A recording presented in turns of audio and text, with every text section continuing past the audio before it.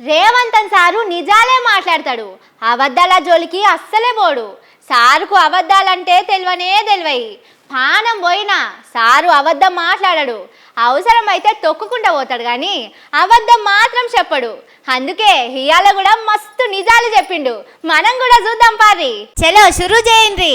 చివరికి రైతు బంధు పథకాన్ని కూడా ఇవ్వకుండా ఎన్నికలను అడ్డం పెట్టుకొని పారిపోతే నేను ముఖ్యమంత్రిగా బాధ్యత చేపట్టిన ఎంబడే 7,625 కోట్ల రూపాయలు 3 నెలల్లోనే రైతు భరోసా పథకం రైతు ఖాతాలో వేసిన.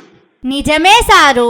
ఉత్తమ్ సారు పోయి ఓట్ల కమిషన్ వాళ్ళకు ఫిర్యాదు చెయ్యక ముందే కారు పాటోలే ఎగ్గొట్టిపోయినరు. కానీ మీరు కుర్సీ ఎక్కిన తెల్లారే 7,500 కోట్లు కాంట్రాక్టర్లకు ఇయ్యకుండా రైతుల అకౌంట్లలో వేసిండ్రు. 2 లక్షల రూపాయల రైతు రుణమాఫీ చేస్తా అని సరిగ్గా 60 రోజుల్లో 25,50,000 మంది రైతులకు 21,000 కోట్ల రూపాయలు 2 లక్షలు రుణమాఫీ చేసి ఇచ్చిన మాట నిలబెట్టుకొని, ఇది కూడా 100% నిజమే సారు.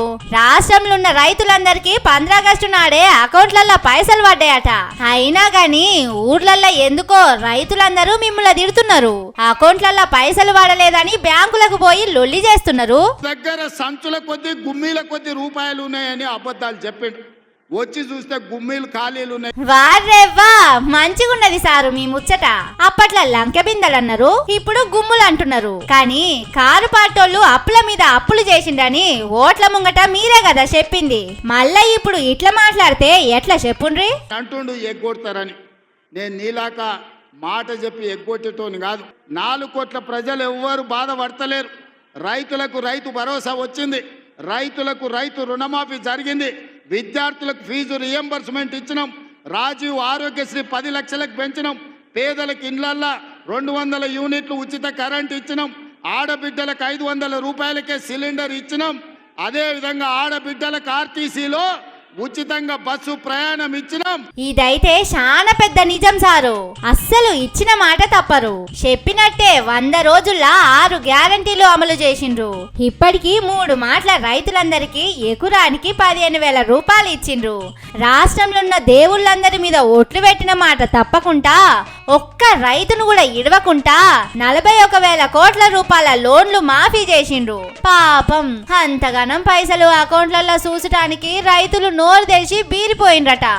చెప్పిన అన్ని పొల్లు పోకుంటే ఇచ్చిండ్రని మీకు అర్థమయ్యే భాషలనే రోజు చెప్తున్నారు పబ్లిక్. సోషల్ మీడియాలో నాకు ఆయనకు పోటీ పెడితేనంట ఆయనకు లైక్లు ఎక్కువ వచ్చినాయంట టిక్ టాక్ లో.